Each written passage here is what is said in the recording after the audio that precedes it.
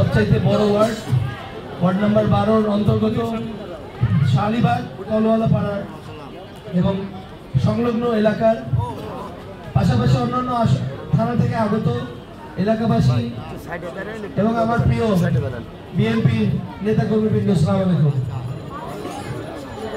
শীতের এই প্রাককালে আপনারা কষ্ট করে অধীর আগ্রহে অপেক্ষা করছেন, এই জন্য আমি জানাই প্রথমেই আমার আন্তরিক কৃতজ্ঞতা।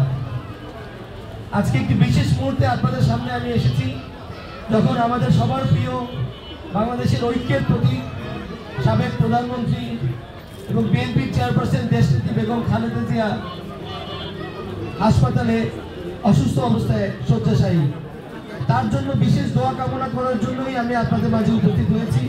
আপনাদেরকে সাথে নিয়ে আমরা তার জন্য, তার আরোগ্য লাভের জন্য দোয়া কামনা করব এবং বাংলাদেশের কোটি কোটি মানুষ যেভাবে তার জন্য দোয়া করছে, আল্লাহ কারো না কারো দোয়া কবুল করার মাধ্যমে উনি আজ ধীরে ধীরে কিছুটা হলেও সুস্থতার পথে।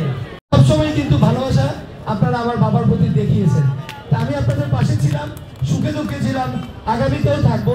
শুধু এতটুকু দোয়া করি যারা আপনাদের দোয়ায় আমাদের সবার প্রিয় দেশনেত্রী সাবেক প্রধানমন্ত্রী বেগম খালেদা জিয়া অন্তত তার বাসভবনে ফেরত যেতে পারেন, সেই দোয়া করবেন আল্লাহর কাছে। পাশাপাশি আমার বাবা মরহুম আল্লাহ দেশে খালেক সাহেবের রুহের মাগফিরাত কামনা করছি এবং একই সাথে শহীদ রাষ্ট্রপতি জিয়াউর রহমান, তার কনিষ্ঠ পুত্র আরাফাত রহমান কোকো এবং আগামী দেশ নায়ক জনাব তারেক রহমান ও তার পরিবারের জন্য আপনাদের কাছে আমি আহ্বান জানাচ্ছি, আপনারা সবাই দোয়া করবেন এবং আল্লাহর দরবারে আমরা দোয়া করি যেন আপনারা সবাই সুস্বাস্থ্যের অধিকারী হয়ে ভালোভাবে নিজের পরিবার পরিজন নিয়ে এবং আপনার মতামত প্রকাশের যে স্বাধীনতা, এই স্বাধীনতা, বাক স্বাধীনতা, গণতন্ত্র কি সেটা আপনারা এখন উপভোগ করবেন। এতদিন যেটা পারেন নাই, আপনারা আপনাদের মনের ভিতর যে কোনো সমস্যা আমার দরজা খোলা, আমাকে জানাবেন। সামাজিক যোগাযোগ মাধ্যম আছে, আপনারা তুলে ধরবেন।